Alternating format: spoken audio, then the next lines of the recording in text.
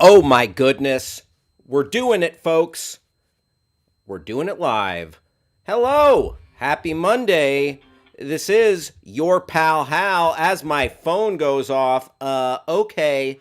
Silence. Thank you. Silence is golden from my phone, but not from me. Right now, for the next 2 hours, we're going to be having all the fun. Thank you for joining your pal Hal right here on Backchannel. And we've got one heck of a show in store for you. We're going to be talking trending topics, pop culture, movies, comedy. We're going to go over the Golden Globes. We're going to have, we're going to see what's happening in the news. It's going to be crazy good times. And I'm very happy that you are on board for this 2 hour joyride through, just all sorts of stuff that's going on. It's going to be too much fun right here with me, Hal Rudnick, your pal Hal, and we're going to be here. Right now it's 11:03. We're going to be here till 1 o'clock on the West Coast. It is 2:03 p.m. on the East Coast. Going to be here till 4 o'clock on the East Coast. And we're going to be here from 1 to 3 p.m. in Omaha, Nebraska, the home of our friend Rob Schaefer, attorney at law. And as we go through this, I would love for you to communicate with me as I sit here in this green void. Listen, I'm all alone, so I need you to participate.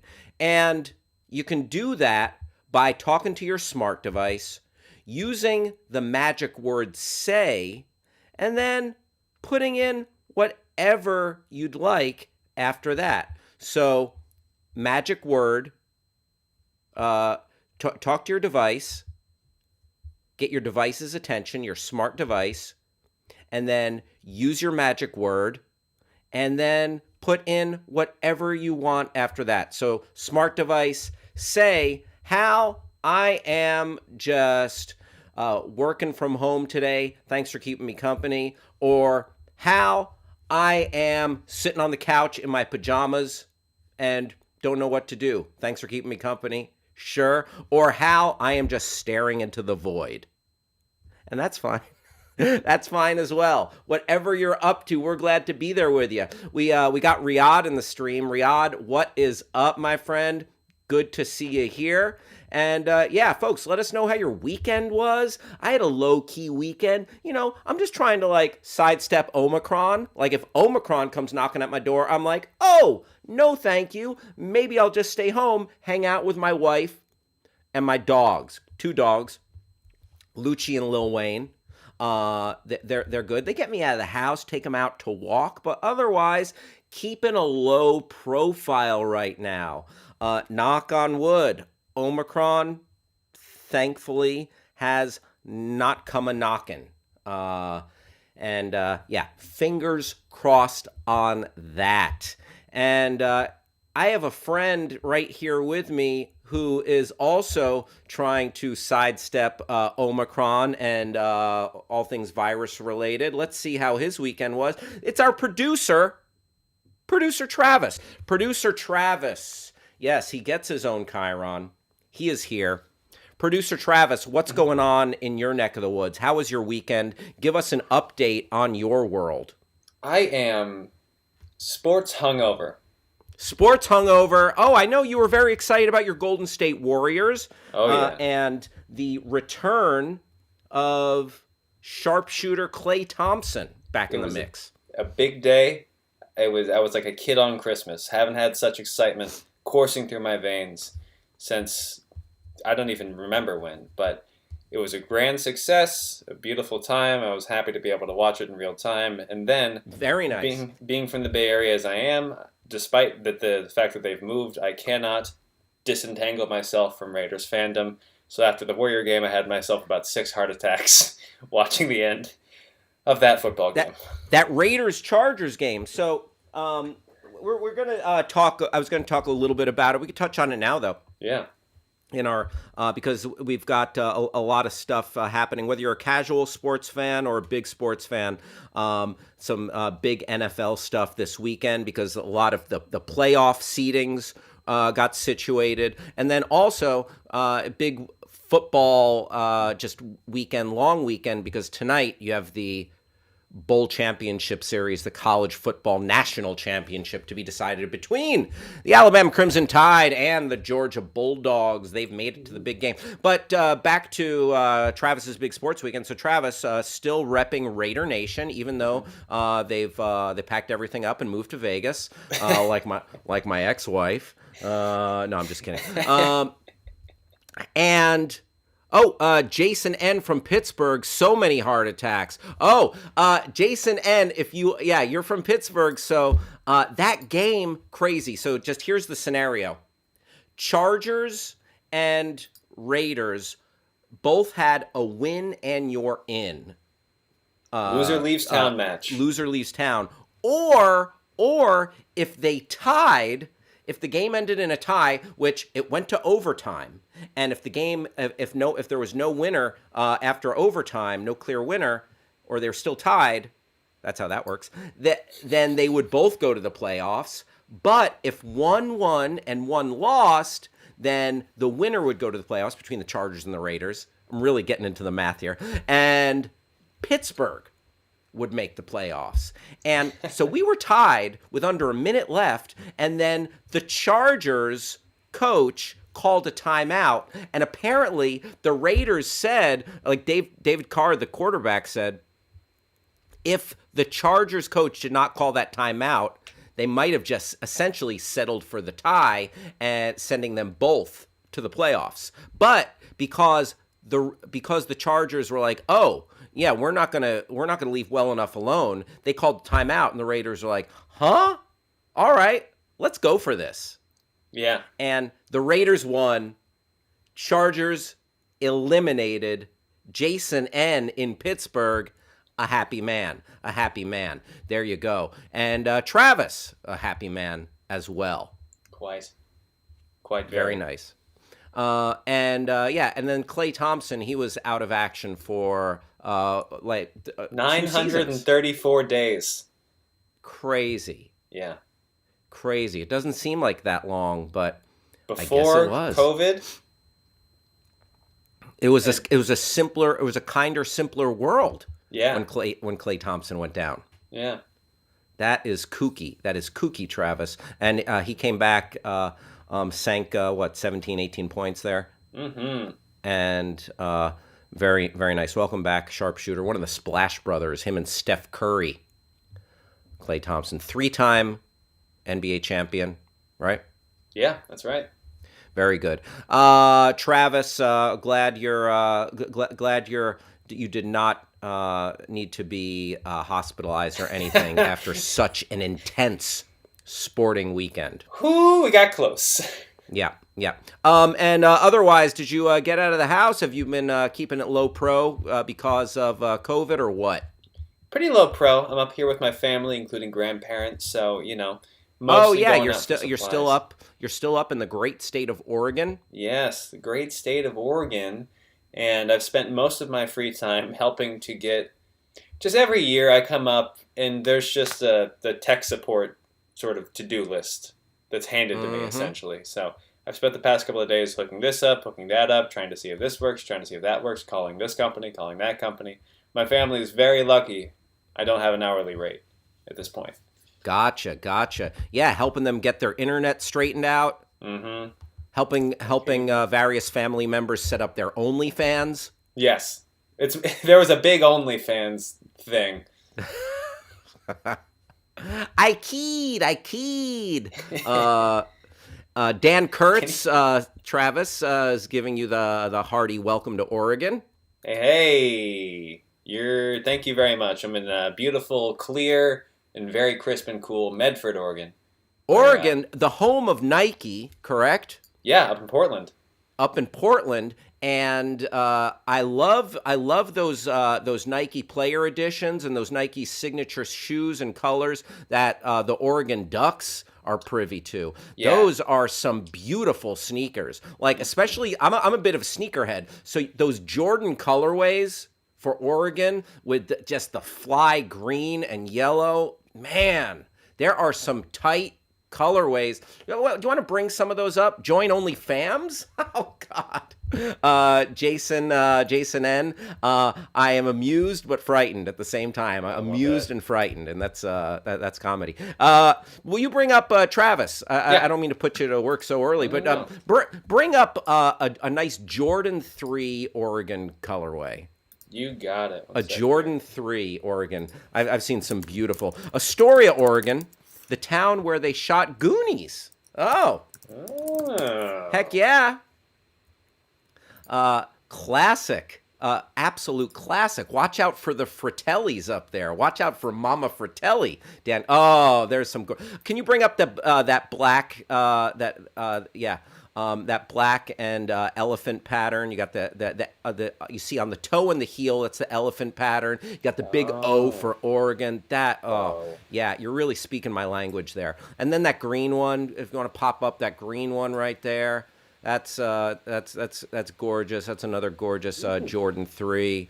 Yeah, but so many beautiful shoes. The Oregon Ducks reaping the rewards as far as those Nike Jordan colorways. Very nice, very nice. Travis, I feel like I watched some programs this weekend, watched a lot of football yesterday, and you know what? I think that's about it for my weekend report. Pretty low key. Let's jump into some trending topics. Every day at the top of the show, we will venture into the Twitterverse. Some might call it the Twitter sphere. Some might just call it Twitter. We see what's trending. Sad news. We'll start off with yesterday. We lost, just a great comedian, host, and from all accounts, just a genuinely lovely guy, Bob Saget, Full House dad, and host of America's Funniest Videos for many years. And just a damn funny comedian. And so much love pouring out for him from folks.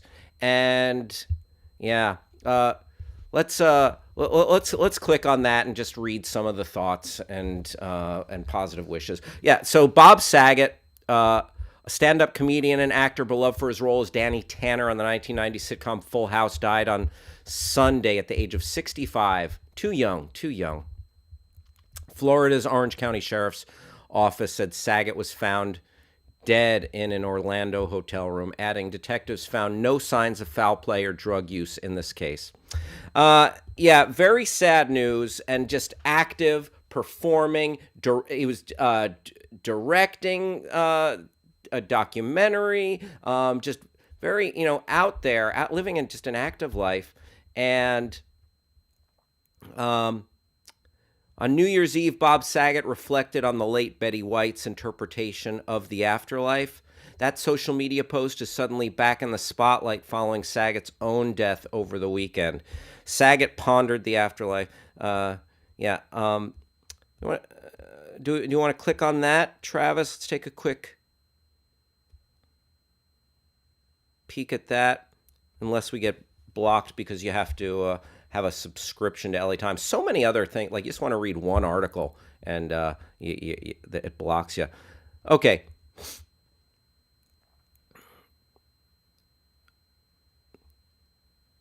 She always said the love of her life was her husband, Alan Ludden, who she lost in 1981, the comedian Full House star wrote on December 31st on Facebook as a tribute to White, who died that day. Well, if things work out by Betty's design, in the afterlife, they are reunited. I don't know what happens when we die. So this is a lot more poignant and, already a poignant reflection and tribute to Betty White, but after his untimely passing here, even it resonates all the more. I don't know what happens when we die, but if Betty says you get to be with the love of your life, then I happily defer to Betty on this, he concluded before offering his condolences to White's family and friends.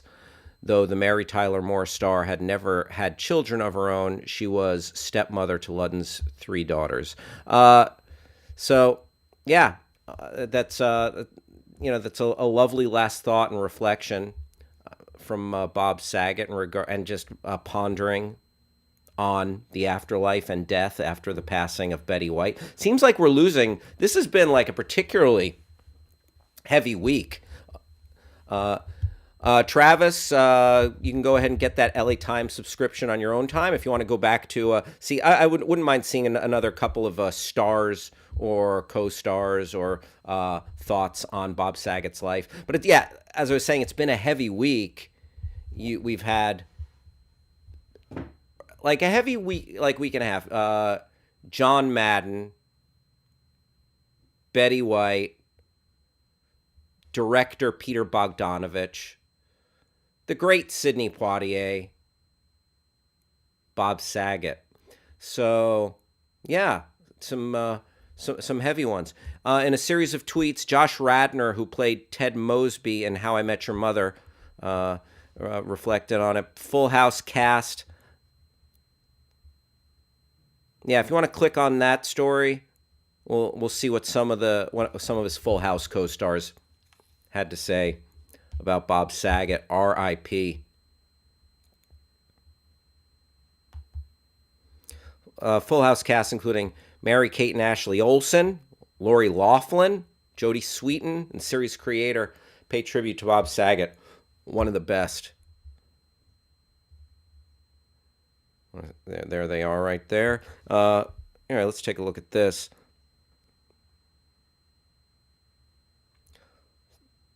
Bob was one of the most loving, compassionate, and generous men. Mary-Kate and Ashley Olsen, who played Michelle Tanner, the youngest member of the Tanner family, said in a statement released to Today, "We are deeply saddened that he is no longer with us, but know that he will continue to be by our side to guide us as gracefully as he always had. We are thinking of his daughters, wife, and family and are sending our condolences." Lori Loughlin, who played Becky on the show, said she is devastated over Saget's passing. "Words cannot begin to express how devastated I am," Loughlin said in a statement to Deadline's sister publication, TV Line. "Bob was more than my friend. He was my family. I will miss his kind heart and quick wit. Thank you for a lifetime of wonderful memories and laughter. I love you, Bobby." Great. Well, let's scroll a little more, see if there's any other remembrances from his Full House castmates. Jodie Sweetin, who portrayed Danny Tanner's daughter Stephanie, said Saget was the best TV dad ever. "There aren't enough words to express what I'm feeling today," Sweetin wrote on Instagram. "Nor are they big enough to capture even a slice of who he was. One thing I do know is that we never missed a chance to tell each other I love you. Every time we talked, there were at least 3 or 4 exchanged at the end of a conversation, whether it was text, phone call, or in person, and he usually had to have the last word. I love you more." Very thoughtful, heavy remembrance from Jodie Sweetin.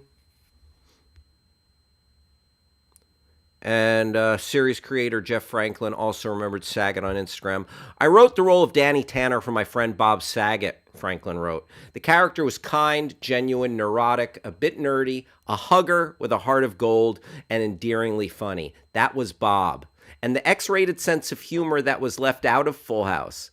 But Bob's charm and lovability was the reason people embraced Danny Tanner. It was my joyful honor to be a brother of Bob's for 42 years. Comedy icon, an exceptional human being. Your spirit and your work will live on. Love you, Bob." Yeah, that's he mentioned there they are together.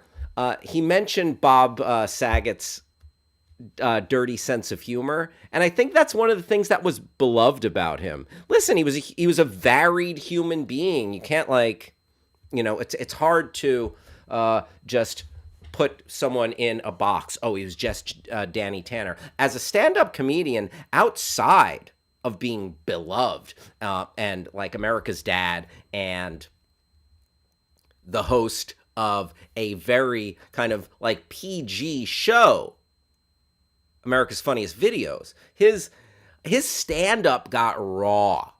You know what I'm saying? Like he would go there. It was dirty. It was raunchy. Like if you watched him on any like Comedy Central roasts, or yeah, he would go for it. And also in the comedy documentary, The Aristocrats, which is about a classic. There's a classic dirty joke that is kind of passed around in comedy circles, and Bob Saget is one of the people in this movie, The Aristocrats, that tells this joke. Yeah, Dan Kurtz says people are complicated. Even serial killers have day jobs. Thank you for putting it all in perspective, Dan. But yeah, it's true. It's true. People are multifaceted for sure. And Bob Saget, yeah, there we go. People are complicated. Even serial killers have day jobs. And even so Bob Saget, he's in, and he's very funny, and he's raw. The gloves are off. Like he's going like full, R-rated in the Aristocrats documentary, as he recounts this joke, this classic dirty joke that has been passed around for many years. So a great loss, just beloved. It was just a real outpouring of love for him. Bob Saget, rest in peace, 65, way too young. Let's take a look at some other stuff that's trending here in the Twitterverse. And we'd love to hear any thoughts that you have on any of the stuff that we are chit-chatting about as we go along here at 11:24 in the home office in Los Angeles, California. Again, if you're hanging out with us, listening to us on your smart device in your home, I'm not going to say the name of your smart device because I don't want to get its attention and kill all the power or shut off the lights or launch the nuclear codes that you have access to. But you can talk to your smart device. Give us your thoughts, your feelings on Bob Saget or any of the trending topics we're talking about. Smart device, magic word say, and then put in anything after that. So smart device, say Bob Saget is my favorite TV dad of all time. Or smart device, say I'm having a great Monday. Or smart device, say I'm like Garfield. I hate Mondays. Let us know. Also, you can chit-chat with us on YouTube and talk to us in the chat there. Or talk to us at backchannel.tv. And also go to backchannel.tv, leave us a review of the Your Pal Hal show. Let us know. Do you want more? Do you want more news? Do you want me to grow a mustache? Do you want more producer Travis? Do you want producer Travis to grow his mustache back? Please leave a review telling producer Travis to grow his mustache back. There you go. For a brief moment, he had a mustache. Other trending topics, trending stories. Oh, so for you American Idol fans out there, longtime American Idol fans, an old-time idol is in the news. Or was he an idol? He was a runner-up, I think. Clay Aiken is making another bid for Congress. Running for Congress in North Carolina. So is he running to be a North Carolina congressman, or to be a national congressman from North Carolina? Jason N., stuck in Newark Airport. No smart devices here, but I do want some more Wednesday watch parties. Jason, thank you for chiming in about the Wednesday watch parties. We might have to do that. I would do that over on my Twitch channel. Yeah, I've been doing so much streaming over here. I've been doing a little less twitching, but Jason, I appreciate the shout out, and thank you for joining those Wednesday watch parties. I'll look to I got to get back into that. Those were fun. Those are just fun, dumb, good times. So I appreciate you hanging out with those, Jason. Clay Aiken, the former American Idol contestant, said that he was running for Congress in North Carolina. So he's so that is for in the great state of North Carolina, and not nationally. And he referred to himself as a loud and proud Democrat. There he is, looking very dapper in a plaid tuxedo, and let the hair go gray. Good for him. Let's scroll and see a couple other comments on Clay Aiken. Oh yeah, looking like Steve Martin with the gray hair there. Clay Aiken, former American Idol winner. He was the winner. He was the winner. Announces he's running for Congress in North Carolina. Aiken tried once before and lost in a general election. This time, it's a recently redrawn, solidly Democratic district. If he wins, he'll be the first openly gay congressman in the South. Well, good for him. Representation is important, and it would be great to have just that much more diversity and a varied perspective in the halls of power. Very nice, very nice. I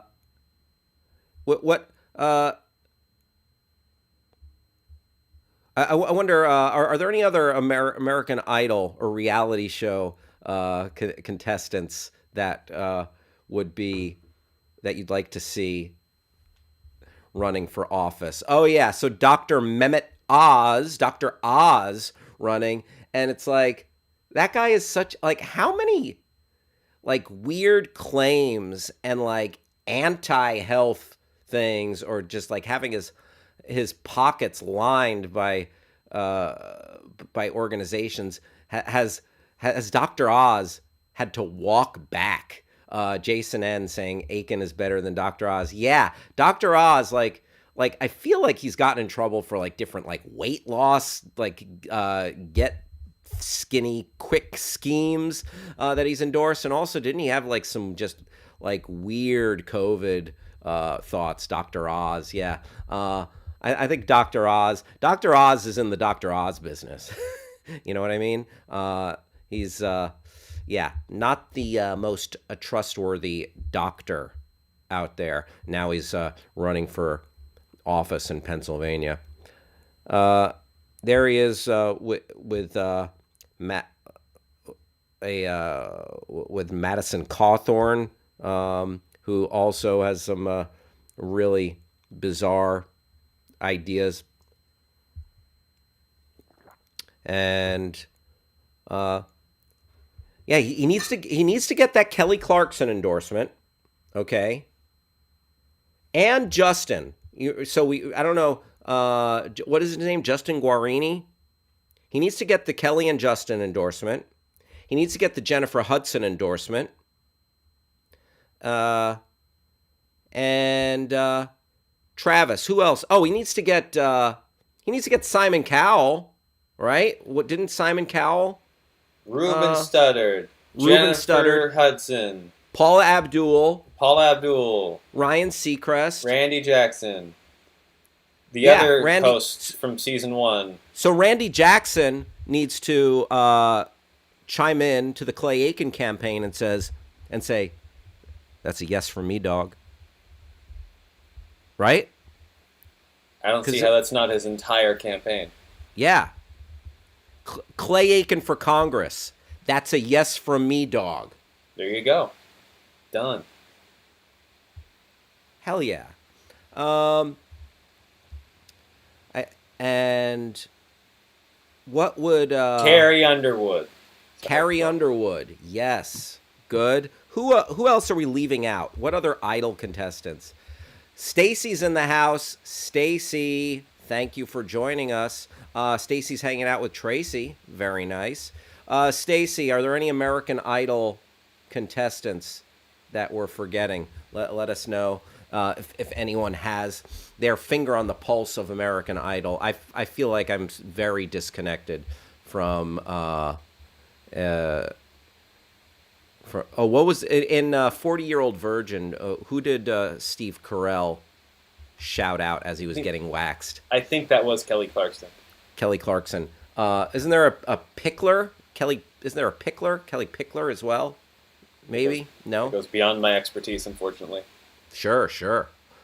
Well, Clay Aiken, good luck to you as in your run-up to the election there in North Carolina. Also, trending on Twitter. Oh, so this the saga continues down under for the Australian Open in Melbourne. Novak Djokovic, unvaxxed, and unvaxxed and loving it. Novak Djokovic released as supporters clash with police in Melbourne after court overturns Australian government's decision to cancel the athlete's visa. Wow, let's take her. This has been like a real a soap opera with twists, turns, and just when you thought one thing was happening, then the next thing happened. So basically, and I don't know if the article is going to, I'll read a little bit of this, but Novak Djokovic, he got a visa and apparently an exception to go to Australia for the Australian Open, even though he was unvaxxed, and that was going against some of the protocols set by the Australian government. And then Djokovic, he got detained, and he essentially got, it seemed like he was like under not house arrest, but hotel arrest, which, yeah, hopefully there was good room service. And then it hit the courts, and he has been freed. So I guess he can play, but let's, so that's just a little in a nutshell. There was a real up, down, and all around in regards to this case. Here's the latest. Australia's Federal Circuit Court has quashed the government's decision to cancel Novak Djokovic visa. He was released from detention on Monday, saying that he wants to stay and compete in the Australian Open, which he's won like 9 times.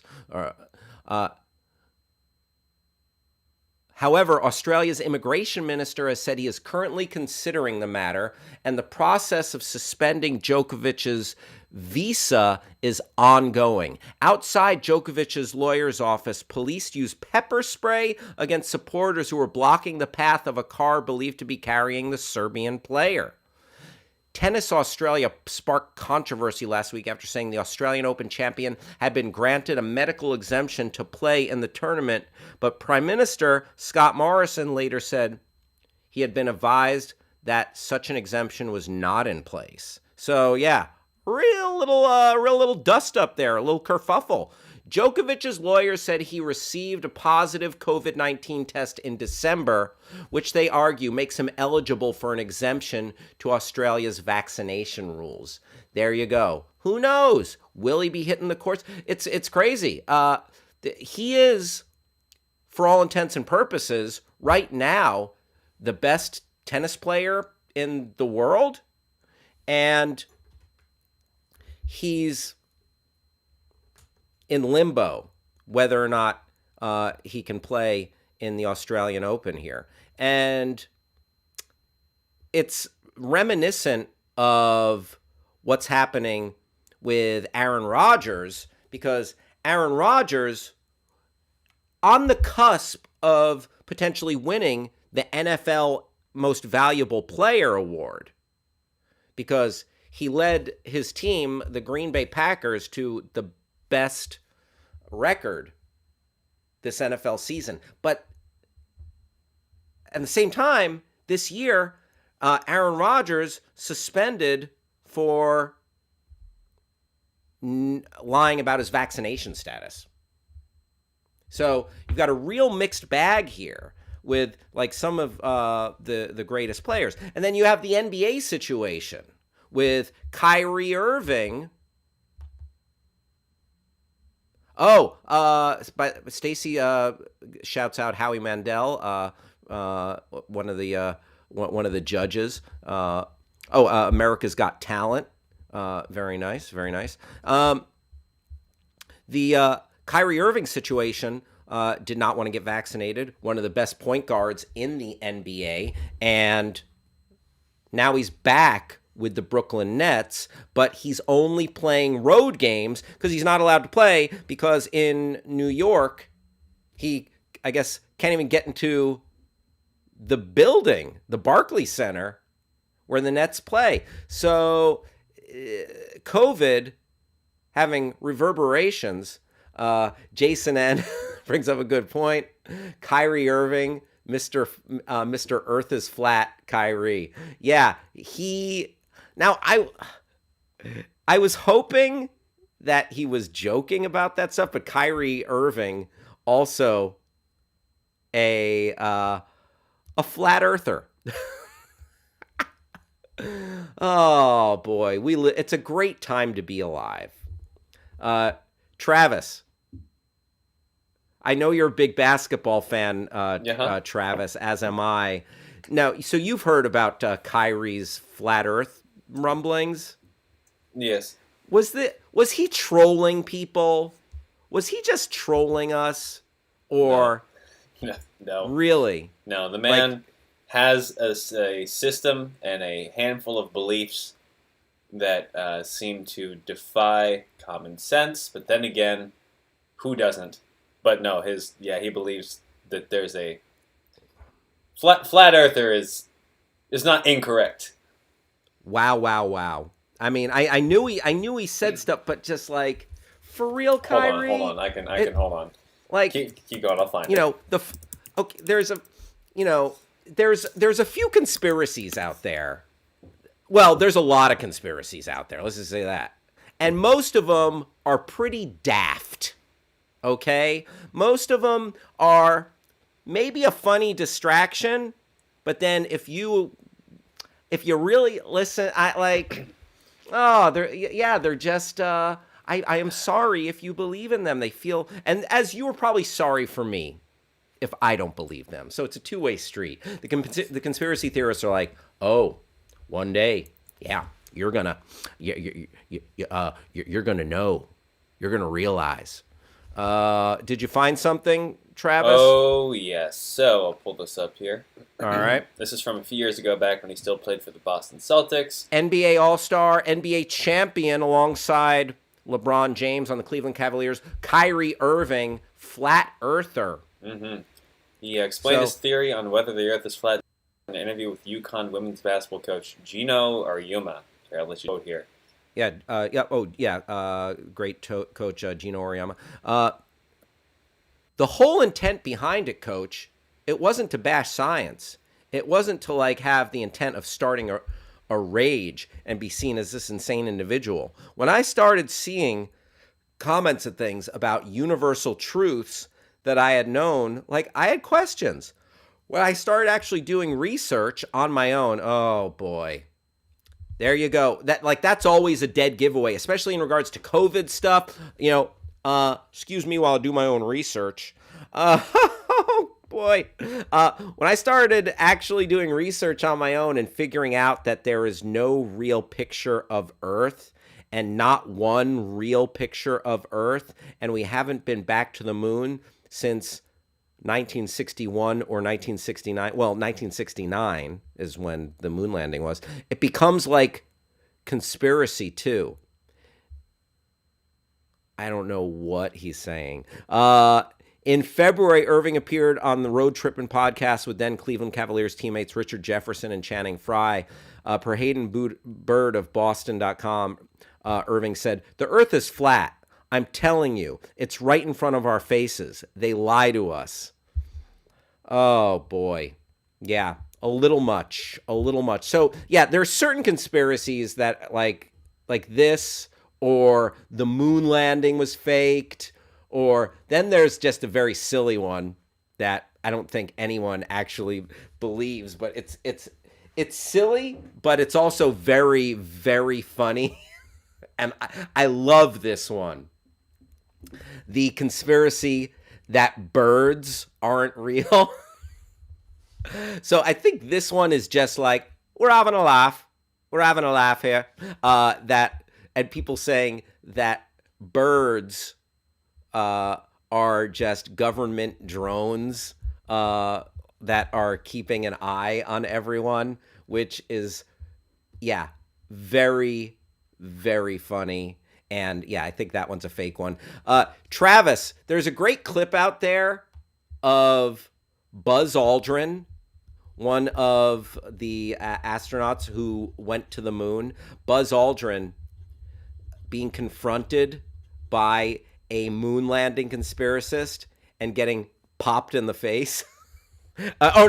Him popping the conspiracist. Like, so someone just like gets in Buzz Aldrin's face, and it was like, and Buzz Aldrin was like 80 something years old here, 70, 80, whatever. And saying like, tell us the truth. You didn't land on the moon. Tell us the truth. And was just like dogging him. And Buzz Aldrin's like, I got your truth right here, pal. Pow. Can you, man punched in the face by Buzz Aldrin still insists moon landing was fake. Wow. Can you, is the clip of this here, the video? Because there's video of it, of Buzz Aldrin just popping this guy. It's pretty great. It's pretty great. Listen, I don't normally condone violence, but when I do, it's an 80-year-old astronaut popping a weirdo conspiracy theorist. All right, so do a little commentary over this. All right, he's walking. Why don't you swear on the Bible that you walked on the moon? Please. Why don't you swear on the Bible that you walked on the moon, the guy's asking.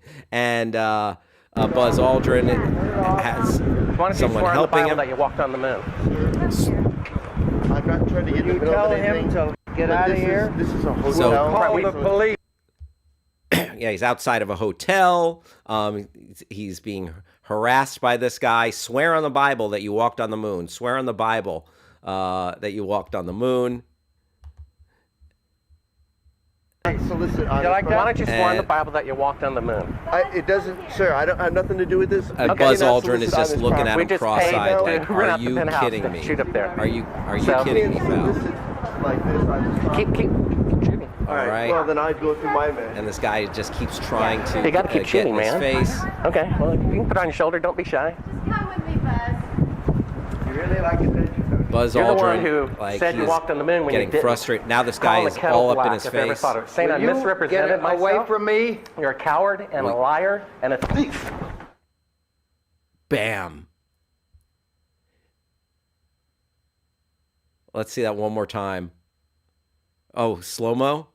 Very nice. Away from me. You're a coward and a liar and a thief.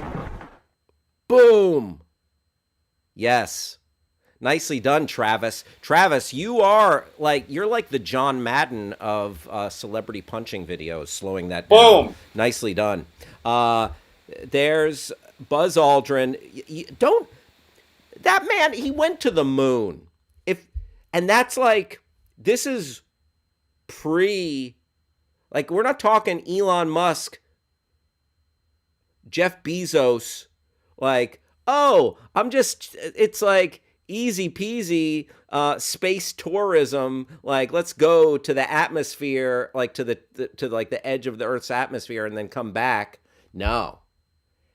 This guy went to the moon in a tin can in 1969. And you're going to call him a coward? Excuse you, sir. Excuse you.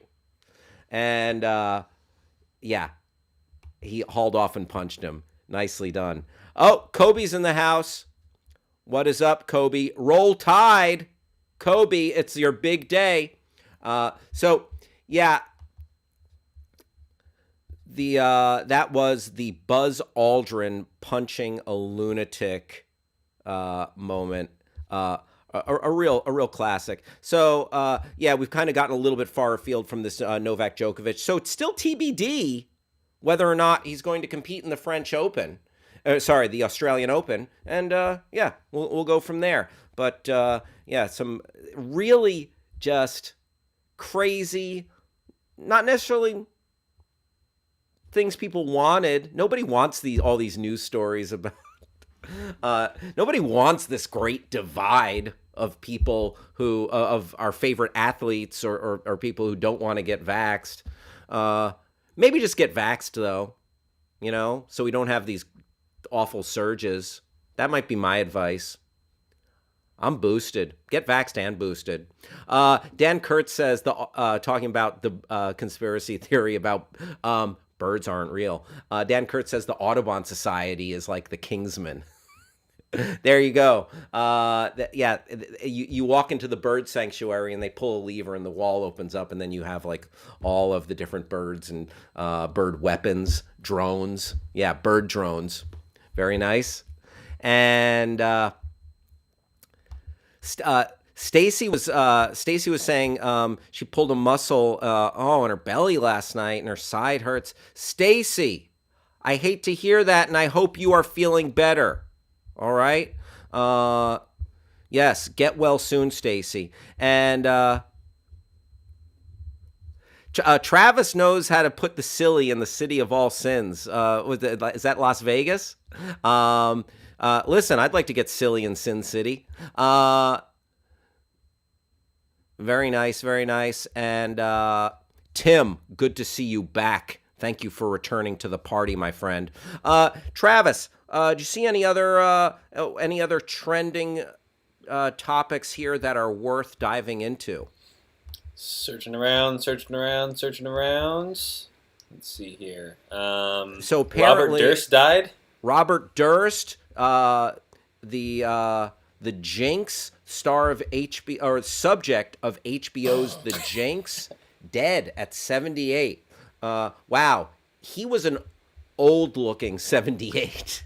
Yeah, you definitely have listen, you have what a young-looking 70-year-old like Robert Durst. Like if you told me he was 90, I would have believed it. Killing is bad for the skin. Yes. Listen, what were our 3 rules for? We were talking about handsome men of a certain age last week. Rob Lowe, John Stamos. Drink water, Greek yogurt, moisturize. Was that just it? Yeah, I think water, that was moisturize, and Greek yogurt. Yeah, I guess so. Yeah. So Robert Durst doing none of those things, just murdering. And sorry, go ahead. And he's gone. The Jinx. I feel like the Jinx. If anybody watched the Jinx on HBO, that freaking spoiled us when it comes to true crime documentaries, because you literally had the greatest gift at the end of that, and of the sensational world of true crime. At the end of that show, they got a soundbite of him when he went to the bathroom saying, "I did it. I killed them all," or something like that, like admitting to murder. That you need that smoking gun. So many true crime documentaries, like they posit all these theories, and then the end of the series they say, "But we may never know." And I'm like, oh, great. Thanks for nothing. Mm-hmm. But the Jinx delivered the goods. So, so long, convicted murderer, Robert Durst. But thank God we still have Fred Durst. Yes. Thank God the lead singer of Limp Bizkit is still with us. Because if the day he goes, I'm going to break stuff. Hey. Yes. Any other news here? Speaking of murders, nobody's dead, but some people are been murdered.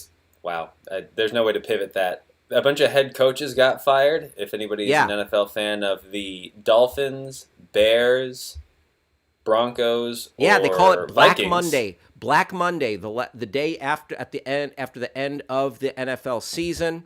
Mm-hmm. Black Monday, and Bear Grylls trending for just almost dying so many times. Bear Grylls, yeah, he puts it on the line, and I feel like we have gotten our, those are your trending topics this Monday morning at 11:52, January 10th, 11:52 here in Los Angeles, the home office of the Your Pal Hal show on Backchannel. I am Hal Rudnick, and it's me and producer Travis taking you through news, pop culture, fun, hijinks, nonsense, and plenty of jibber jabber. It is 2:52 on the East Coast. It is 1:52 in Omaha, Nebraska. Going to be here till 4 p.m. on the East Coast. Going to be here till 3 p.m. in Omaha, Nebraska, and 1 p.m.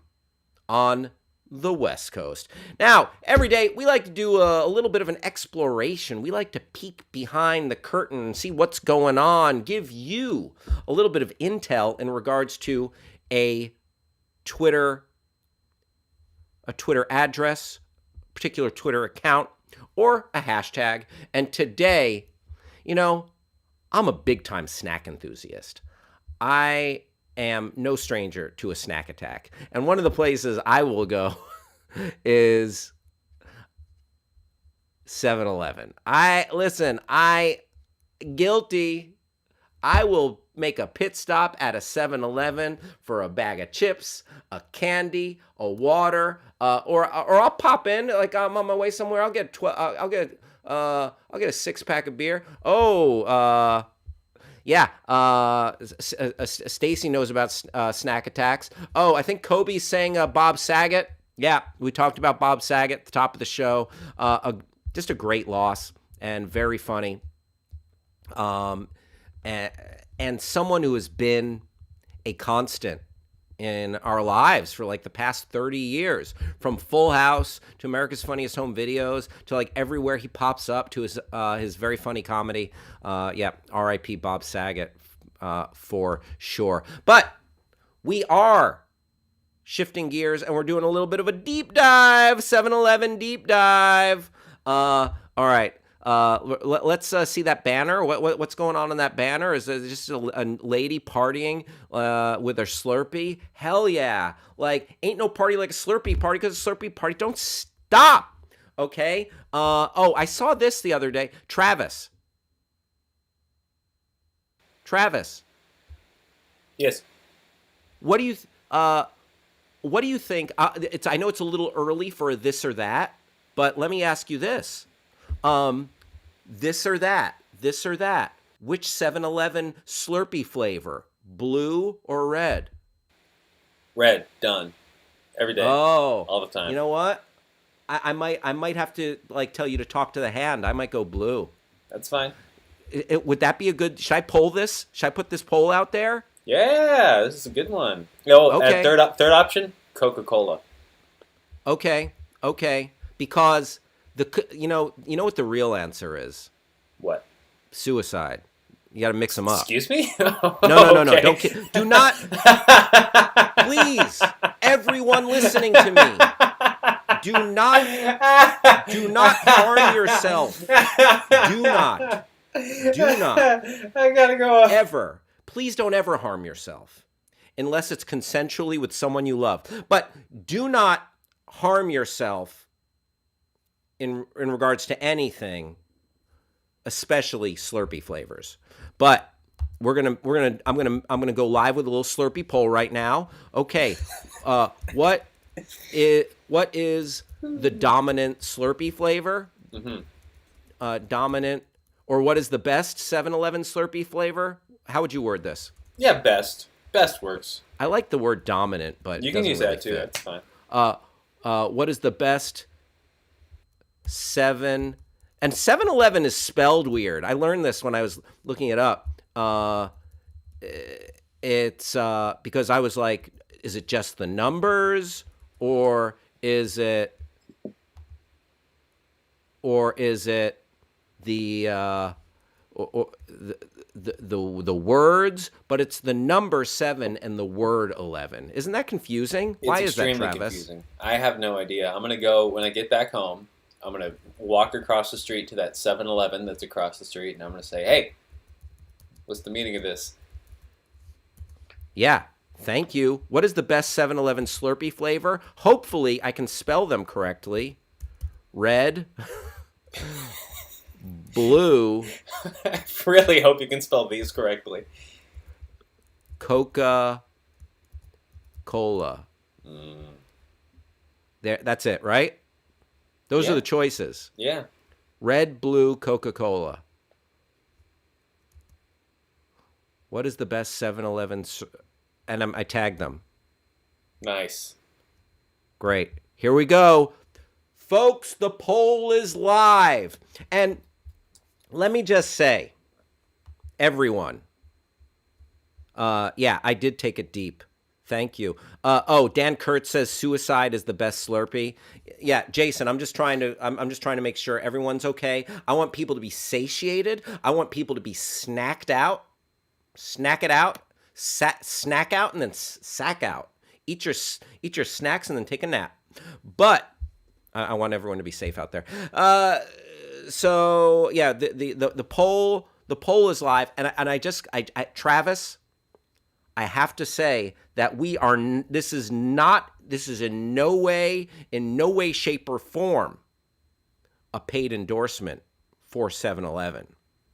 We are just talking about stuff.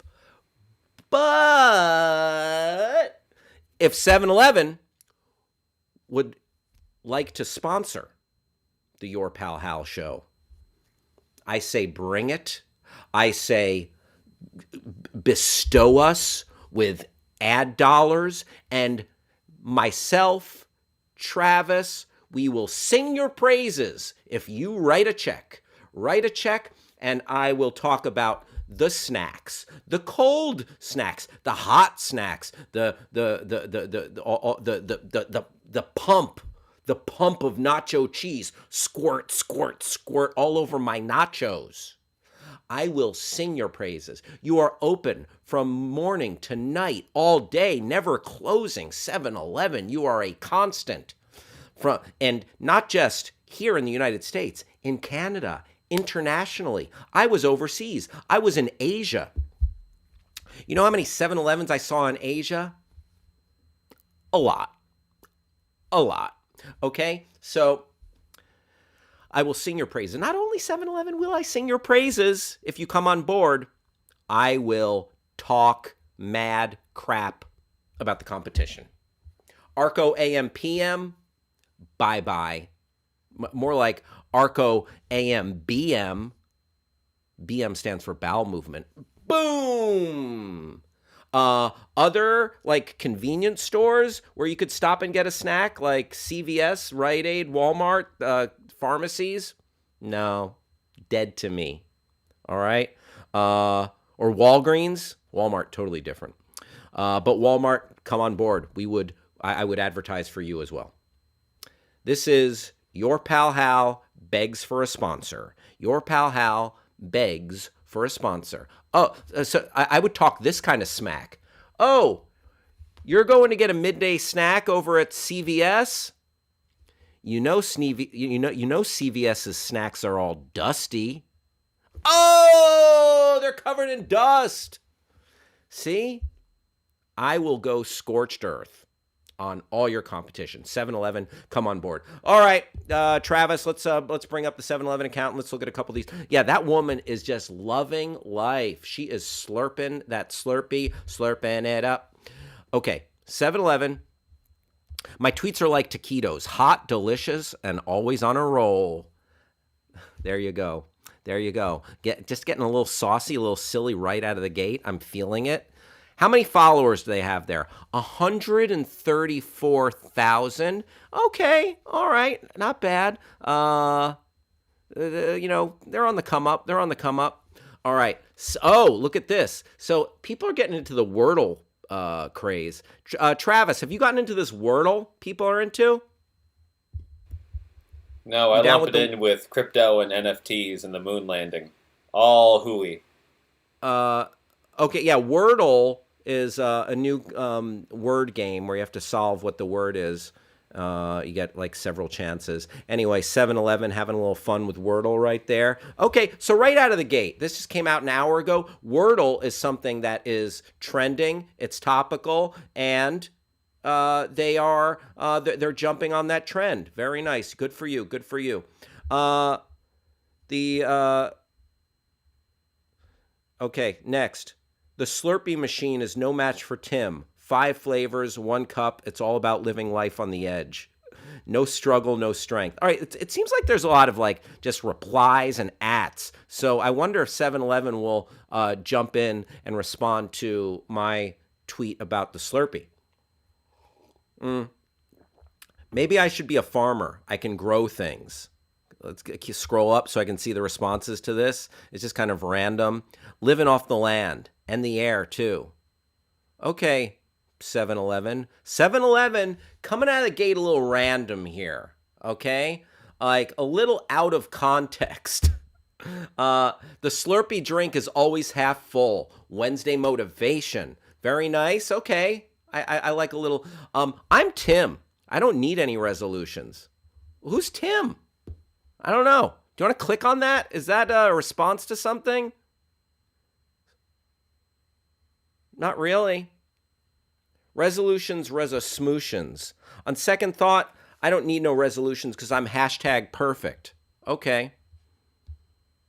There you go. There you go. All right, let's go back to... what is Tim? Who's Tim? Might start going by my full name in 2022. So that's just his first name? Timothy? What? Like this is... I feel like we just walked into an inside joke. So there's like a little barrier to entry. Can you scroll back down to the one before that, Travis? Run, do not walk through the snack aisles in 2022. Okay, so like there's stuff that's like very on brand. And then there's stuff that's like, okay, so. Tim from New Hampshire says, not me. Stacy's chiming in. She's definitely got some opinions here. I have never tried Slurpees before. Okay. If I were to try Slurpees, I would find a blue because it reminds her of Blueberry Tycoon. All right. And Stacy, I'll tell you what, you would not go wrong. I'm a blue guy when it comes to Slurpee flavors. Tastiest snacks you can get. Very good. Very good. Oh, she likes Blueberry Tycoon. Okay, maybe I'll have to try those because I like that blue Slurpee flavor. How are you so silly?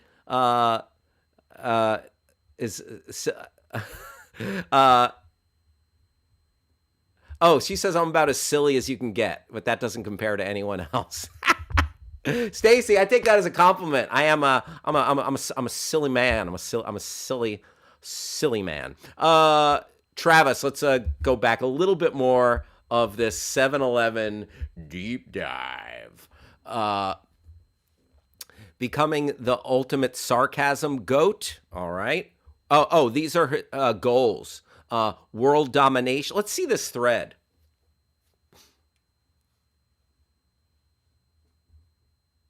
All right. Becoming the ultimate sarcasm goat. Only buying pants with stretchy waistbands. And world domination. Okay. Oh, sorry. Thought this was the Notes app. All right. 7-Eleven. This is something I like. 7-Eleven has jokes. They're silly. They're jocular. Anyone have a good tattoo design idea that says New Year, same me, asking for a friend? Funny. Added resistance to the Slurpee machine handle. We're getting fit this year. No pain, no gain. Oh, you got to push the Slurpee pull the Slurpee handle a little harder. There you go. I will not give up on my resolutions. Will not let Bossums have that over me? What? I don't understand what that is. A new year, new me, new light up sneakers. Okay, 7-Eleven. I can't have a New Year's resolution. I'm already so resolute. So really going hard on the resolution quips. All right, so I feel like I've come to my my conclusions about 7-Eleven here. Very fun sense of humor for their Twitter feed. Jocular, often on brand, but also some inside jokes that are just a little bit impenetrable. All right, so there you have it. There you have it. That is the Twitter deep dive into 7-Eleven. 7-Eleven. Again, 7-Eleven, you're welcome to sponsor. You're welcome to sponsor. Travis, come on in. You want to come on in here for 1 second here, Travis? Yes. All right. So apparently we have got a special guest coming in. He is comedy. He's known as comedy's dirty boy. Rick Sanders. And so apparently when he says he's dirty, it's not what you might expect. So I'm gonna go let him in, Travis. If you wanna take over and maybe read a couple more trending topics. I'd love to. I will give you the thumbs up, or I will have him give you the thumbs up. Sure. As long as someone shows me their thumb, that's all I'm looking for. Yes. All right, Travis. I'll go let in Rick Sanders, the dirty boy of comedy. Can't wait. Okay, trending topics. Well, the most trending topic in my life is that it's cold, and I left my sweater in the house next door, because my grandparents live in a house directly adjacent to my dad's house. And all I had in my dad's house was this pea coat. So now I'm wearing a thin t-shirt and a pea coat, like some kind of weirdo. And it's warmish, but there's something about the correct ordering of layers. Like this shirt and then this coat, I don't feel like it's as warm, even though it's a heavy jacket, as just wearing the sweater I've been wearing would be. And then this on top of that. You know, I feel like I'm like knocking around in here. It's too loose. I'm not secured. So that's the trending topic in my life. Outside of that, not much I can see that has come through outside of, like I said, Black Monday in the NFL. If you're a fan of the Chicago Bears, Minnesota Vikings, Miami Dolphins, Denver Broncos, you are now without a head coach. So rejoice or despair at your leisure with that information. I know what that's like. I, as a Raider fan, went through a bit of tumbles this year with John Gruden being released after a horrendous email scandal, and Rich Bisaccia, special teams coordinator, getting the interim job, looking very much like a NASCAR pit crew boss. But what's in a coach? Let's see. Again, I refuse to read trending topics. I only am going to read to you today.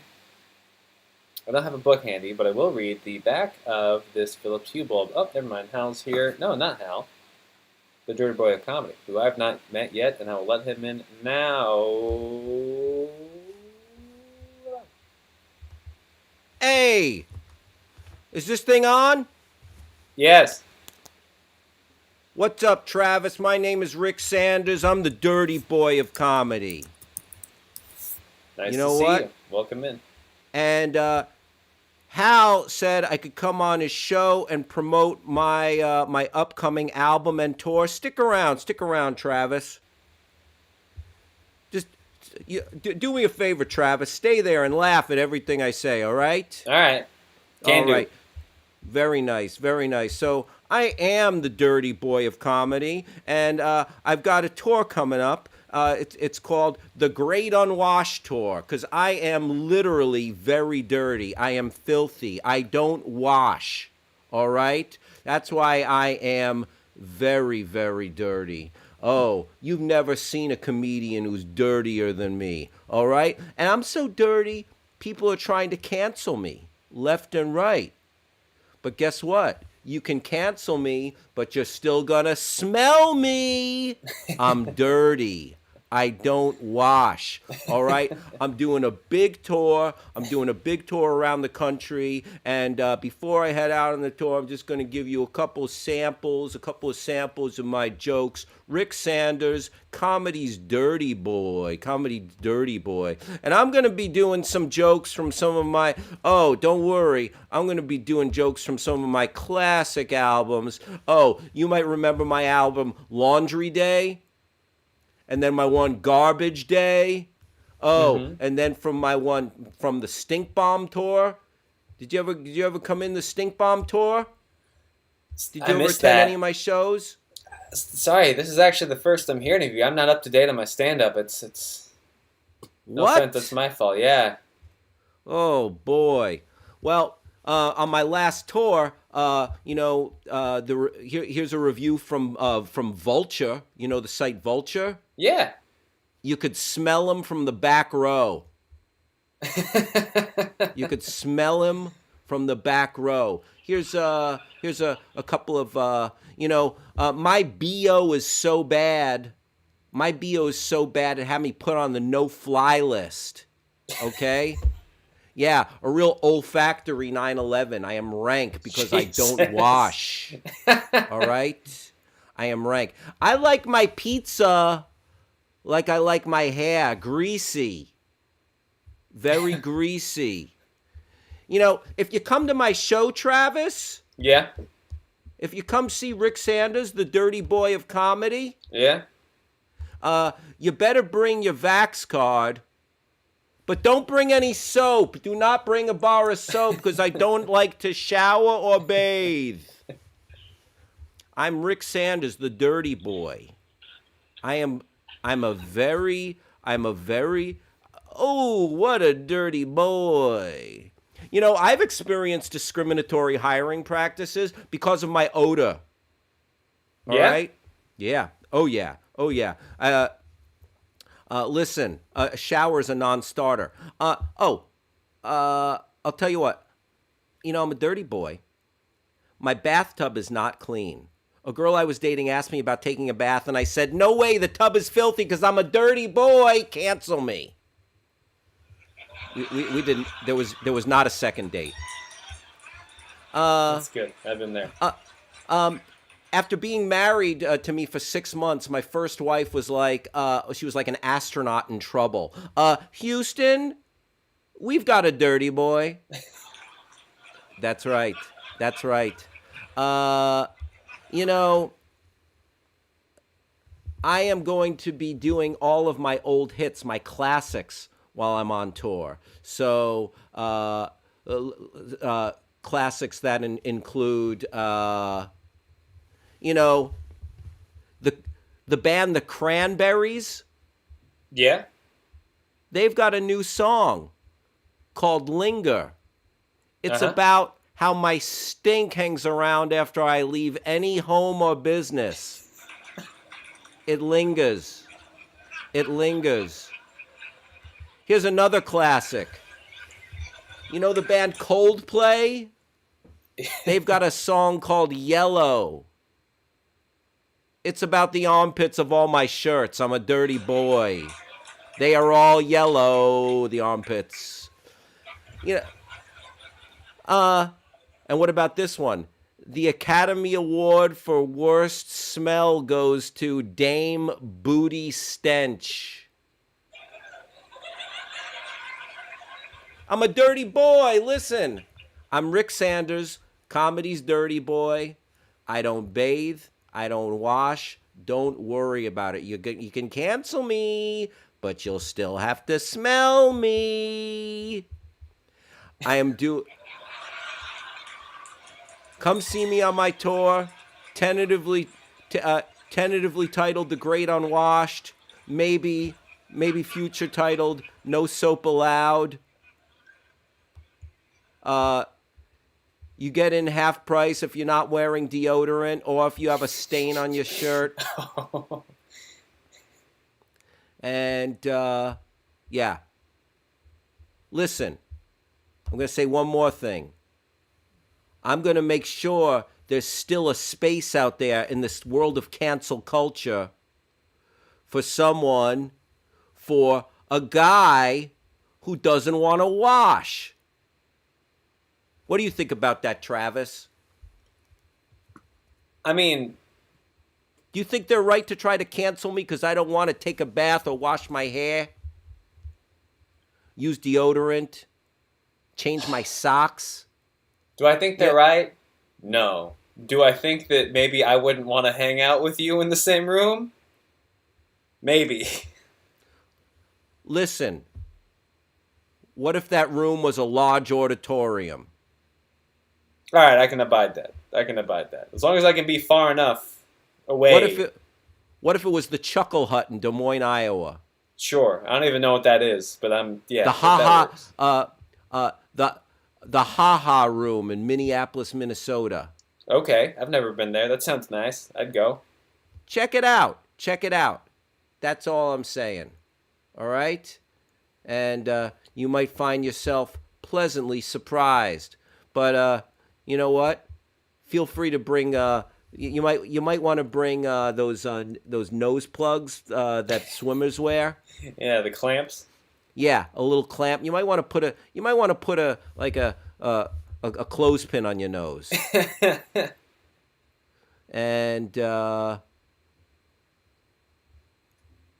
don't forget, going on tour, Rick Sanders, the dirty boy of comedy, the great Unwashed.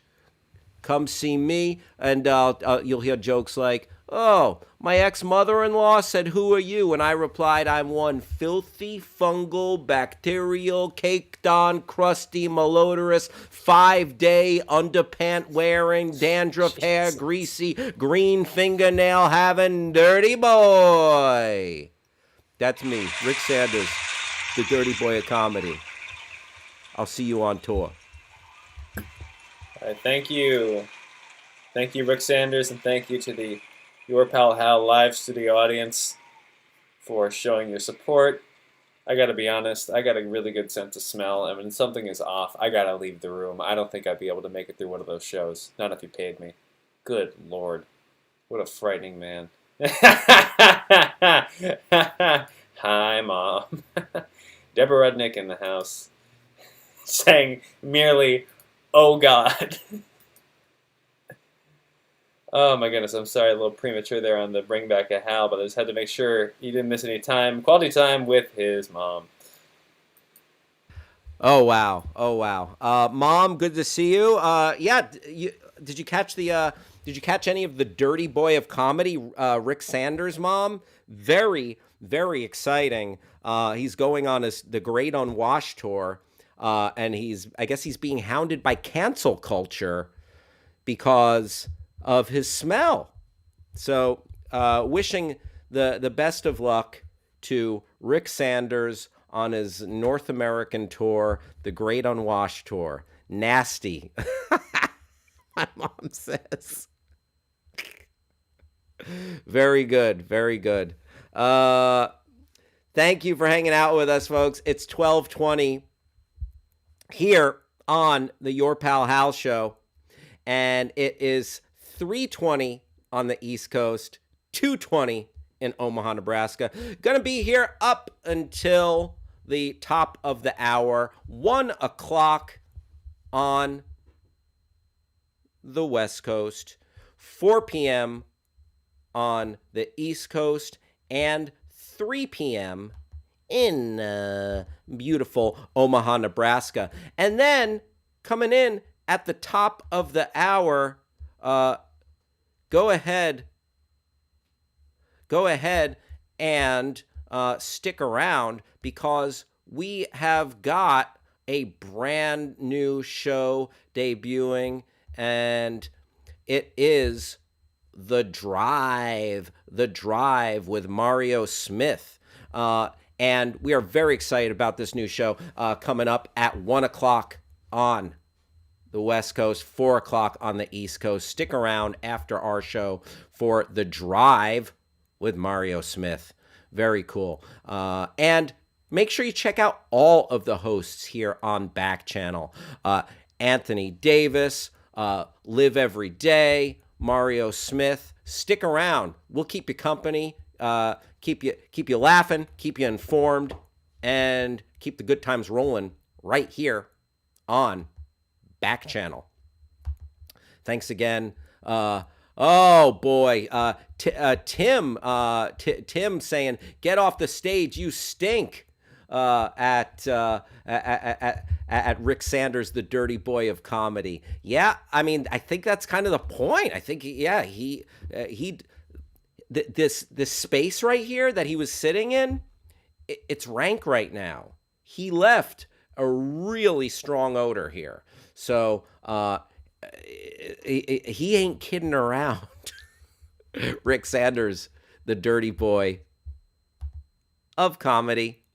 And let's keep our show rolling along. And we're going to shift gears and jump into some recs and reviews. And in today's recs and reviews, we're going to recount what happened last night in secret. They weren't broadcast. They weren't televised. The Golden Globes. The Golden Globes. The Golden Globes went down last night.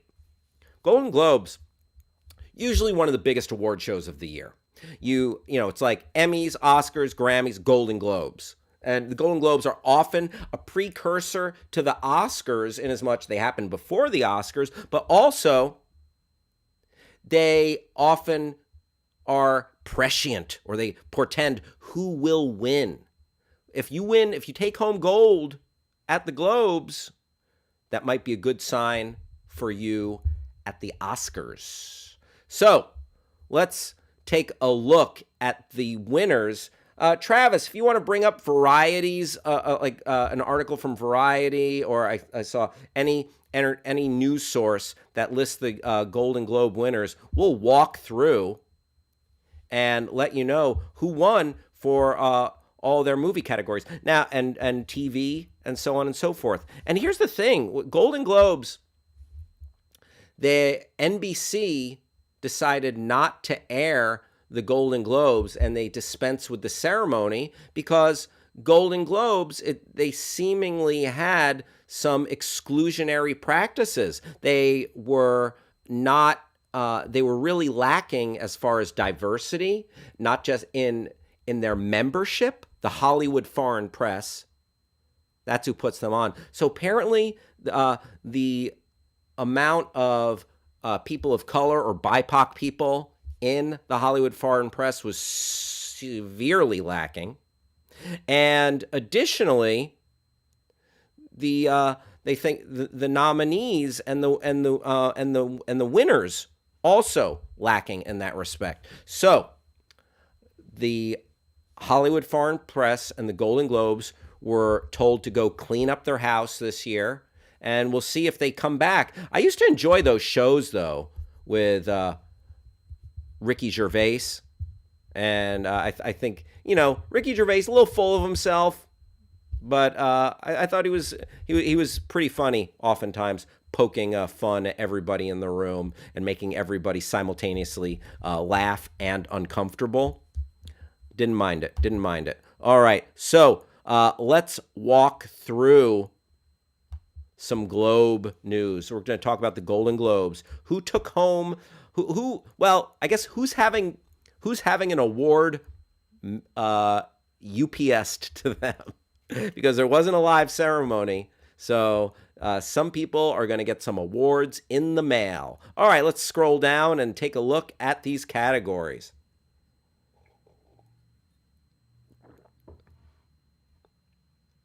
There we go. Okay. Best Motion Picture, Drama. So this is often something that really foretells what's going to happen in the Oscars. And you had 5 pictures nominated. Belfast, the drama from Kenneth Branagh about his childhood growing up in Northern Ireland. Coda from Apple. And you can see that on Apple TV. And it's about a deaf family. CODA is actually an acronym that stands for Child of Deaf Adults. Dune, Denis Villeneuve's sci-fi opus, which is the first half. It's Dune Part 1, as we learned. And Dune's pretty good. I really like Dune. King Richard, about Richard Williams, the father of Venus and Serena, who taught them and led them to greatness. And then your winner, Power of the Dog. Power of the Dog, you can see it on Netflix. Absolutely worthy. A worthy winner. Great, powerful film from Jane Campion. Best Picture, Musical, or Comedy. So this category has come under fire in recent years because oftentimes they'll just shoehorn or shove a movie in there that's neither a musical nor a comedy. I'm talking about, among others, The Martian, the Matt Damon movie, The Martian. I mean, there's some amusing parts for sure, but The Martian is not a comedy. And it's definitely not a musical. Although I would love to hear a song from The Martian where it's Matt Damon singing, "I'm growing these potatoes and using my poop for fertilizer. I'm growing potatoes on Mars." You know what? Maybe I just need to write my own Martian the musical about Matt Damon being alone on Mars and growing potatoes with his own poop. All right, so here are the nominees for Best Picture, Musical, or Comedy. Cyrano, which I think was in limited release. Peter Dinklage taking on the Cyrano de Bergerac story, where he's sort of the ghostwriter for someone's romance as they talk to their as they talk to the woman they're courting. Don't Look Up, the Adam McKay climate change allegory on Netflix, star-studded cast, Leonardo DiCaprio, Jennifer Lawrence, Meryl Streep, etc. Licorice Pizza, a new one from Paul Thomas Anderson. Tick, Tick, Boom, starring Andrew Garfield, Lin-Manuel Miranda's directorial debut. And the winner, Best Musical or Comedy, West Side Story from Steven Spielberg. Unfortunately, really disappointed at the box office. Best Performance by an Actor in a Motion Picture Drama. Let's take a look at these nominees. If you could scroll up. Thank you, sir. Mahershala Ali for Swan Song. Javier Bardem in Being the Ricardos. Benedict Cumberbatch, Power of the Dog. Will Smith, King Richard. Denzel Washington, Tragedy of Macbeth. Will Smith, King Richard. Deserving. I really enjoyed the heck out of King Richard. I thought it was, maybe a little bit by the numbers, just as far as like these stories of like these biopics where like it's a story of hardship and overcoming, and but it was very well done. It's a true story, so it's fairly predictable. Here, spoiler alert: the Williams sisters become good tennis players. They're excellent, the best. Serena Williams, the GOAT. But the movie's very well done. Will Smith, deserving.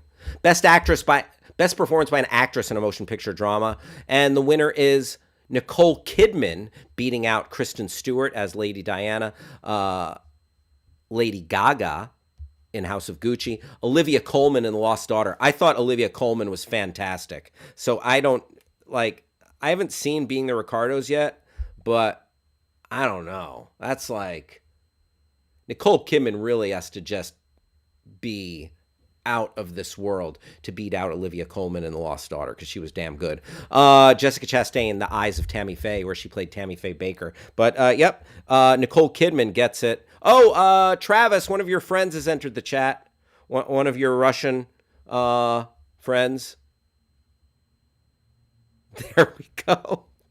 One of our many inside jokes here. Every once in a while, we'll get something nonsensical in the Cyrillic alphabet. So there you have it. Nicole Kidman being the Ricardos as in her turn as Lucille Ball in the Aaron Sorkin film. Best Performance by an Actor in a Motion Picture, Musical, or Comedy. Let's see. Let's take a look. If you wouldn't mind scrolling, please. Your winner in the aforementioned Tick, Tick, Boom is Andrew Garfield. There you have it. Let's move a little faster here on these. It's 12:31 on the West Coast, 3:31 on the East Coast. We're taking you up until 1 o'clock on the West Coast, 4 o'clock on the East Coast. Best performance by an actress in a motion picture, musical, or comedy. Rachel Ziegler in West Side Story. So she is one of the leads in West Side Story. There you go, the aforementioned Steven Spielberg. Best Director. Jane Campion in the Best Picture winner, Golden Globe, Power of the Dog, Best Picture Drama. Jane Campion wins the Best Director. And yeah, that I think that's some good juju going into the Oscars. I'll tell you that much. If I know one thing, that might spell good things. Best Supporting Actor, Motion Picture. And this one goes to, again, from Power of the Dog, Cody Smith-McPhee. And his performance was stellar. Great performance. No problems with that choice right there.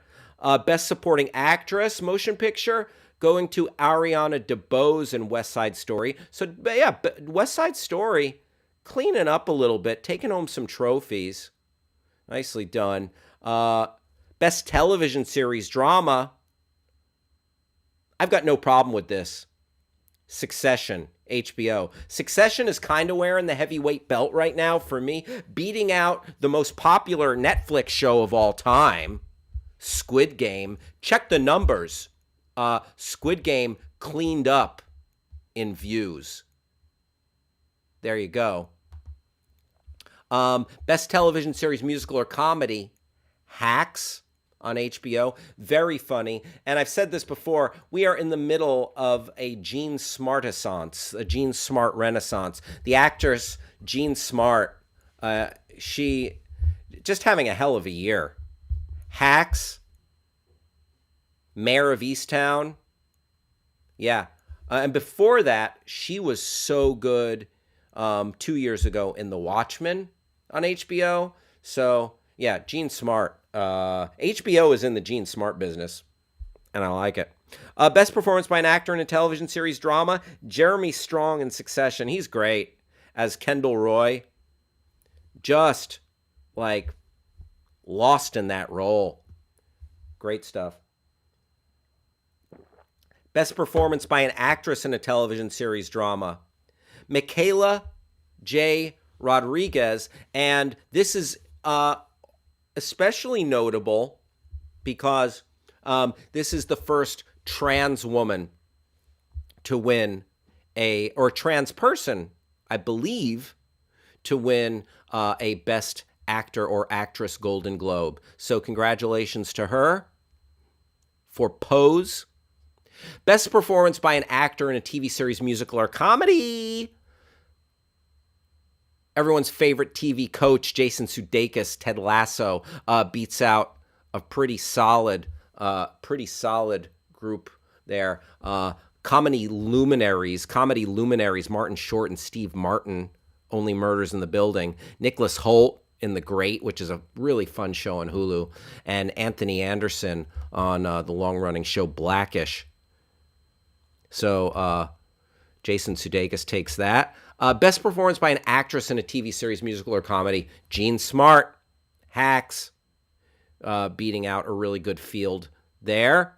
Best limited series, anthology series, motion picture made for television, The Underground Railroad,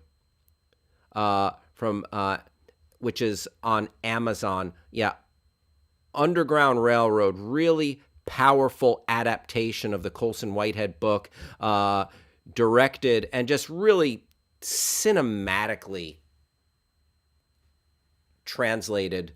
adapted to TV by Barry Jenkins, the great Barry Jenkins, one of our finest directors. Best performance by an actor in a limited series, anthology series, or motion picture made for television.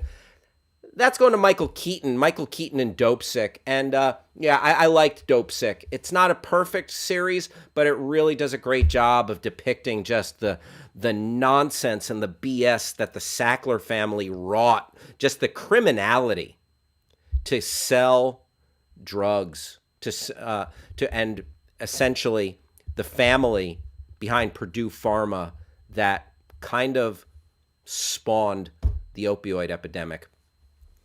Best performance by an actress, limited series, anthology series, or motion picture made for television. Kate Winslet, Mayor of Easttown. I've got no problem with that. Kate Winslet, so good in Mayor of Easttown. Mayor of Easttown, very satisfying limited series. Really enjoyable. Which they might bring back. It was so successful that HBO might bring back what they thought was a limited series and turn it into just a regular TV series. So TBD there. But best supporting actor, television, Oh Young-soo in Squid Game. And he was, if you watch Squid Game, and the competitors in the green tracksuits, he was the old man. The old man who his storyline was there was a little more beneath the surface than we realized. So the old man from Squid Game, and great performance. I mean, that show, it was like a wild premise, and stylistically it was also really cool with all the colors and the games and everything. But the performances really drove that. Like you were, I felt like you were really rooting and just like living and dying with these characters and their choices. So that was great. Best supporting actress, television, Sarah Snook from Succession, aka Shiv Roy. Best original score, motion picture, one of the GOATs when it comes to composers, Hans Zimmer for Dune. And yeah, I loved Dune. I really enjoyed the heck out of it. And one of the things about Dune, just beautiful visually and sonically, like just the sound and the immense epic scope of it, it combined to create this immersive experience. I thought Dune was wonderful, and the music played a large part. Congrats. Best picture, foreign language, a movie that I've heard a lot of good things about. I haven't seen yet. Drive My Car from Japan. Best screenplay, motion picture, Kenneth Branagh. Belfast beats out some tough competition there. The Paul Thomas Anderson film Licorice Pizza, that's got a great screenplay. Power of the Dog, the best picture winner. Adam McKay's Don't Look Up. Aaron Sorkin, one of the GOAT writers for being the Ricardos. Best original song, motion picture, No Time to Die from No Time to Die from Billie Eilish and Phineas O'Connell.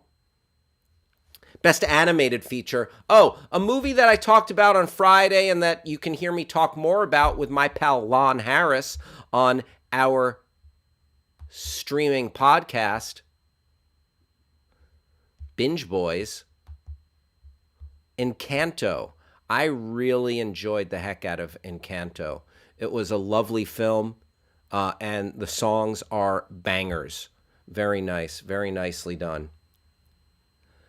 So there you have it. There you have it. Best motion picture animated Encanto. Those are the Globes, the Golden Globes. We've done it. We've talked Globes. Now, let's shift gears and take a look at, actually, let's take a look at let's jump into our poll that we put up, Travis. Right away. Before that, did you happen to see this? Oh, if laughter is the best medicine, West Side Movie is the cure for what ails you. Congrats to all the Golden Globe. The funniest thing to ever happen in the history of the world. This tweet. If laughter is the best medicine, West Side Movie is the cure. Yeah. Wait, is West Side Story it's not a comedy. Well, it's just that, and then just the implication of if laughter is the best medicine. It's just like, you could have picked a better time to make a cure for what ails you joke, probably. Yeah, in the time of COVID. Yeah. Yeah. Once again, Golden Globes, Hollywood Foreign Press proving tone deaf. Yeah. All right, so we're going to check out the the weekend box office in a moment, but first, let's go back to our Twitter poll. So we were doing a deep dive into the Twitter account belonging to 7-Eleven. We had we put up a Twitter poll asking what was the best flavor of Slurpee, and 83 votes. Travis, go ahead and vote for one of them, and then we'll see where we're at. What is the best 7-Eleven Slurpee flavor? All right. And the choices were red, blue, and Coca-Cola. Red, blue, and Coca-Cola. Coming in third, bringing up the rear, blue with 20.2%. Coming in second, red with 23.8%. And coming in first with a resounding, dominating. We were initially asked which was the most dominant flavor. I think we've got a clear winner as far as the most dominant Slurpee flavor. It's Coca-Cola, 56%. No kidding. How about that? So if you're going to slurp up a Slurpee, it's Coca-Cola. Are there any other, did anyone else chime in? Are there any responses? No replies yet. No replies. There we go. All right. Congratulations to Coca-Cola flavored Slurpees. You're living your best life. And let's go to, I'm going to bring up the weekend box office. Here it is. Here is your weekend box office for January 7th through 9th. Coming in at number 5 this weekend at the box office, the story of Kurt Warner, American quarterback, in the film American Underdog. 5th at the box office with $2.4 million. Coming in 4th, the 3rd installment of the Kingsman franchise, simply entitled The Kingsman, $3.3 million. 3.3. Coming in at number 3, opening weekend, a film that did not get great reviews, about 5 secret agent ladies teaming up to stop the bad guy who's got a weapon of mass destruction or some such. The 355 came in 3rd with $4.8 million. Coming in 2nd for, I think, the 2nd week in a row here, Sing 2. Coming in 2nd, doing okay at the box office, actually, or it might be their 3rd week in a row. Sing 2 coming in 2nd with $11.9 million. And coming in 1st, one of the most dominant box office performances at all time, and maybe a game changer. Maybe a game changer when it comes to action movies and superhero movies, in the way that it brought all the characters from this universe into one movie. Spider-Man No Way Home still chugging along at the box office here with $33 million. Can you scroll over so we can look at the totals here, Travis? There we go. Thank you, sir. Appreciate it. So total gross for Spider-Man, $668,753,195. That's a spicy meatball. And well over $1 billion worldwide. Spider-Man No Way Home. Just crushing. Yeah, worldwide, Spider-Man is heading towards $2 billion. It's at 1.5 right now. And when it's all said and done, we might see a $2 billion movie here. But it's just putting up ridiculous numbers, and it's a massive hit. Congrats to all of the Spider-Men for all of your work. There you go. Travis, we got a couple more minutes here. Let's go ahead and bring up. Let's jump into and take just a little peek at Reddit, and we might do more of this. We see what's trending on Twitter. Now let's see what's on the front page of Reddit. You know what? I actually saw something interesting here that I think we might be able to use as our little Reddit exploration. And it is, let me bring that up. Jason N chiming in, action girl flick beaten by a singing pig. That's the headline. Jason. Thank you for that. Okay. Unspoken rules that annoy you. There's, can you, is that from the Ask Reddit subreddit? Out of curiosity? Yes. Thank you. So here, let me find that there. All right. So let's talk about a couple of unspoken rules in our last few minutes here. It's 12:47 here on the West Coast, 3:47 on the East Coast. We'll be with you for a few more minutes here. Thank you for hanging out on Backchannel. Tim said he saw The Lost Daughter over the weekend per my recommendation. Very good film. Tim, I salute you. Ubaid is in the house. He has a question. Ubaid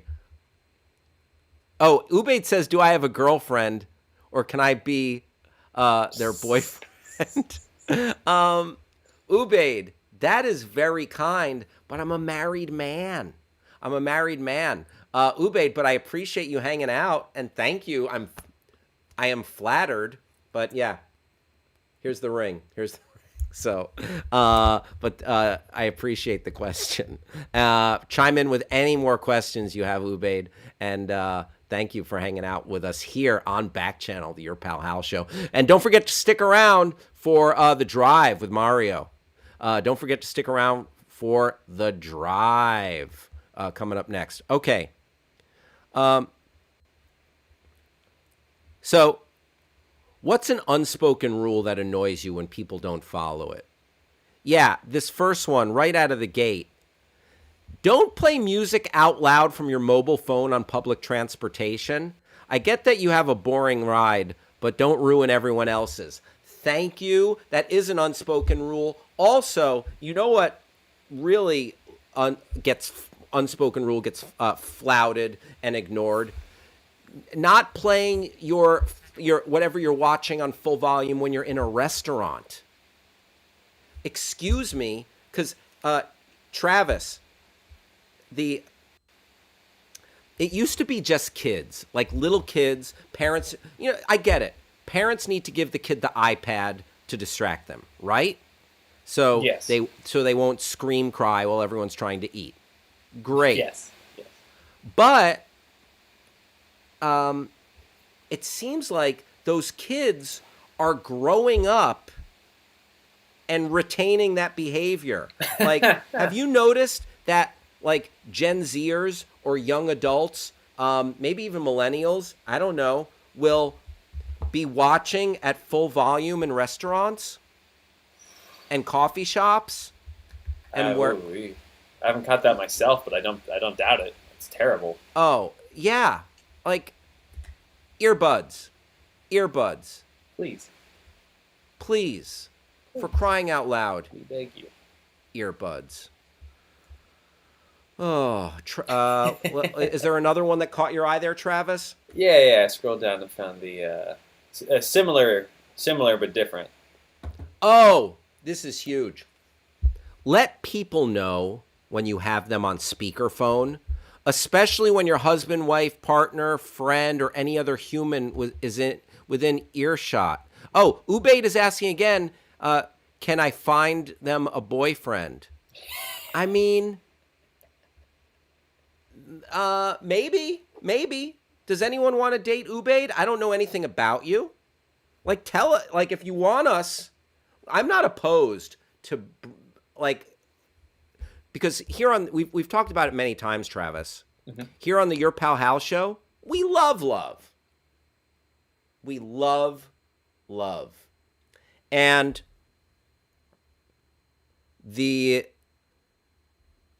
I would be thrilled to make a love connection for one of our viewers, listeners, et cetera, et cetera. So that's not why we're here, but like, you know, what's your dating profile, Ubaid? Like, tell us a little bit about you. We can put it out there. I'm not, you know what? Never say never. Never say never. But Ubaid, I hope you find love. I am wishing you. I'm wishing all of the Your Pal Hal listeners love and happiness. So that being said, yeah, if you are on a speakerphone and someone, like, I remember I called my brother, Eric, shout out. Eric. And I was talking about like a personal medical issue, and I got like, you know, 2 minutes in, and he's like, "Oh, by the way, you're on speaker, and my wife is here," or my girlfriend at the time, and I'm like, I was like, really? Time out. Yeah. Yep, that's something you say right out of the gate. So poorly done. But listen, we've all had our times with that, I suppose. And then have you ever been on a call, Travis? Mm-hmm. And you're in the car with someone, but like you think might just be fast, or you don't say anything, and then you're having this whole conversation, and the other person is like mouthing, "What do I do?" Yep. And it's that just gets to be a slippery slope. Yeah. Oh, my mom says, "Be careful, very careful." Got it, Mom. So yes. It's an unwritten rule, but it's a rule. Tell people that they're on speaker and there's someone else in the room for everyone's safety. I think we did a little bit of a public service here as we get close to the end of the show today, Travis. What do you think? Of course. Absolutely. We're heroes. Yes, we are. 100%. All right.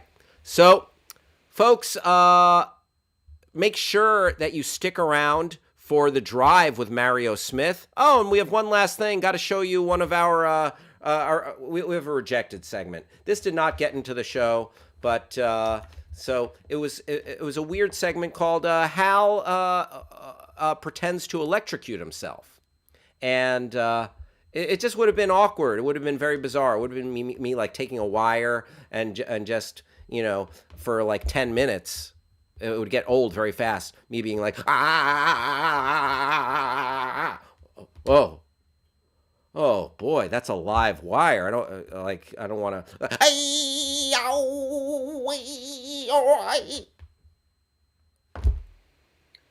Not only are we doing it, we have to go. Once again, I started doing the segment. That is a rejected segment for good reason. No one wants to see that. Folks, thank you for spending time with us today. I am your pal Hal. We'll be back same time tomorrow. Thank you to everyone who chimed in the chat. Thank you to Backchannel. Stay tuned for the drive with Mario Smith, and I will see you tomorrow. Thank you, producer Travis, and we'll talk to you on the flip side.